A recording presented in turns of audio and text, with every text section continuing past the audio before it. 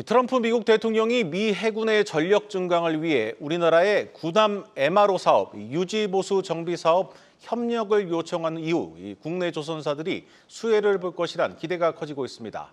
이런 가운데 한화오션에 이어서 HD현대중공업도 미국 해군 구남 MRO 시장 진출을 타진하고 있습니다. 방산인사이드 배창학 기자 나왔습니다. 배 기자, 네. HD현대중공업이 곧 있을 입찰에 참여한다는 소식이죠. 네, HD현대중공업이 이달 미국 해군이 발주하는 구남 MRO, 즉 유지보수 정비 사업 입찰에 참여를 합니다. 결과는 오는 6월에서 8월 사이에 발표될 예정이고요. 네. HD현대중공업 고위 관계자는 입찰을 앞둔 사업의 함종은 비전투함인 군수지원함으로 사업 규모는 수백억 원대가 예상이 된다고 설명을 했습니다. 네. 이 계약금은 수백억 원대에 불과한데요. 이 과정에서 추가 수리 소요를 발견하면 더 큰 돈을 벌 수가 있습니다.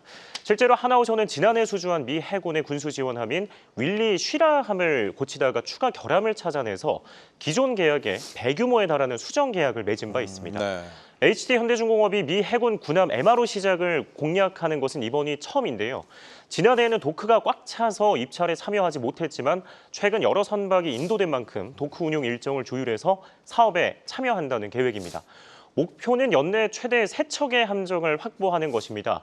미국은 올해 10척 안팎의 물량을 사업 공모 검토 중인 것으로 알려져 있습니다.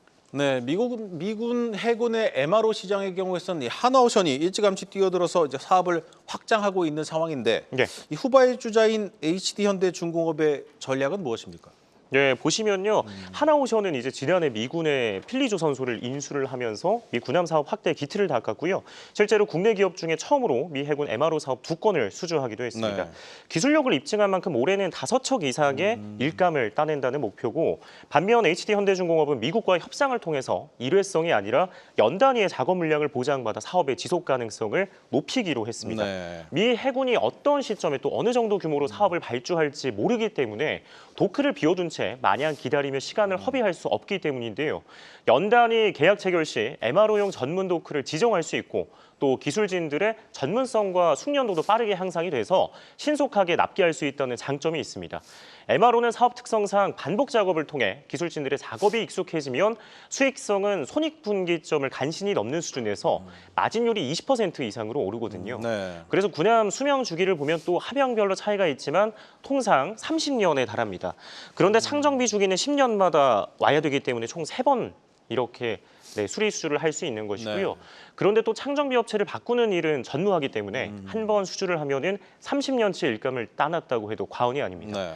HD현대중공업이 경쟁력 강화를 위해 가동을 중단했던 군산 조선소를 MRO 작업을 위해 재가동할 수 있다는 관측도 나오고 있습니다.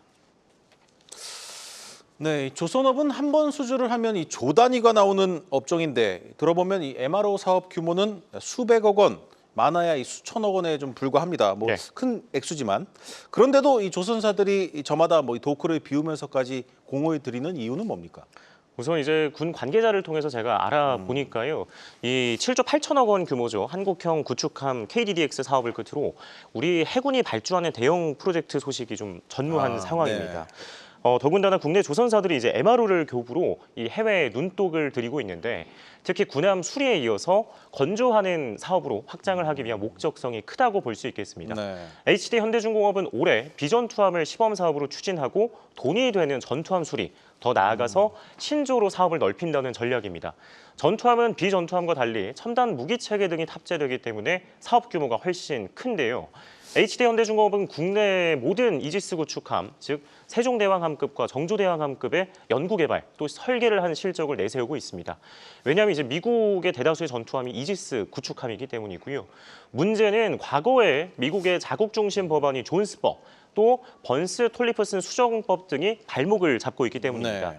이 법안들은요, 자국 함정의 타국 수리와 또 건조 등을 금지하고 있기 때문에 우리 업체들이 들어가는데 좀 제한이 있었는데 수년 안에 이 법안 규제가 완화될 것이란 관측도 나옵니다. 해군 검찰단과 또 군사법원 출신 법률 전문가 인터뷰 듣고 오겠습니다. 국내 조선사들이 과거 미국의 자국 보호주의 중심 법안 때문에 미 해군 군함 선조 참여에는 제한이 있었던 건 사실입니다. 다만 트럼프 행정부식이 법령이 개정되거나 행정명령을 통해 예외 조항이 신설될 가능성이 충분하다고 생각합니다. 그런데 규제를 완화한다고 해도 최근 트럼프의 행보를 보면 네. 배도 미국에서 만들고 고쳐야 하는 게 아닌가 싶은데 우리가 원하는 그림대로 잘 되겠습니까? 예, 일단 미국과 중국 간 해양 패권 경쟁이 이제 트럼프 집권에 따라서 고조가 되고 있습니다. 네. 이에 따라서 우리나라가 반사 이익을 누리고 있는데요. 이유는 트럼프 대통령이 취임과 동시에 전방위로 중국을 견제하고 있는데 특히 국방 안보 분야 더군다나 이제 해군력 증강에 방점을 두고 있기 때문입니다. 국방비만 1,000조 원에 달하는 미국 군함의 수는 300척이고요. 중국은 무려 400척입니다. 네. 중국에 못 미치는데 또 300척 중에 적게는 수십 척, 많게는 이 수백 척 가까운 배들이 잔고장에 있고요. 이래서 빨리 고쳐야 하는 상황인데 조선업이 쇠퇴를 해서 한국과 같은 동맹국들의 이 도움이 절실한 상황입니다. 또한 함정별 보수 시간 역시 10년 새 10배나 늘어서 4배나 늘어서 전력 공백이 심각해지고 있는 상황입니다. 이 트럼프가 실제로 당선 하루 만에 이례적으로 이 한국의 세계적인 군함 건조력을 잘 알고 있다. MRO 분야에서는 한국과의 협력이 필수적이라고 지원을 요청한 배경이고요. 미국은 또 중국을 따라잡겠다며 우리 돈 1,600조 원을 들여서 30년간 이 400척 가까운 군함을 만들겠다고 발표를 하기도 했습니다. 해마다 10척 넘게 건조를 해야 하는데 현재 미국의 상황상 한 해 2척의 배만 건조할 수 있고요. 네. 미국의 싱크탱크 전략국제문제연구소인 CSIS는 미국 조선업 쇠퇴로 함정수 유지조차 어려운 실정이라며 한국 조선사에 도움이 있어야 한다라고 강조했습니다.